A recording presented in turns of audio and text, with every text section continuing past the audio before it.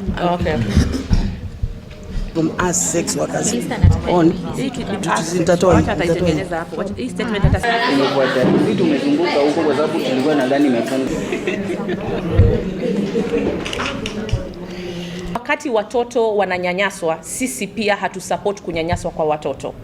Hakuna mtu ambaye angependa mtoto pale atoke nje anyanyaswe. Sisi tunasimama kama sex workers kusema ama wafanyakazi wa ngono, watoto wapatiwe ruhusa kuwa watoto. Waende shule wakasome, waangaliwe vizuri. Tumetokelezea leo kama wazazi na kuungana na wengine ambao wanakashifu kutumia watoto vibaya kwa kuwaeka katika sehemu ambazo hawahitajiki. Defending body autonomy and consent, advocating for a Kenya where all people, especially women, girls, LGBTI persons, sex workers and marginalized communities live free from violence, discrimination and exploitation.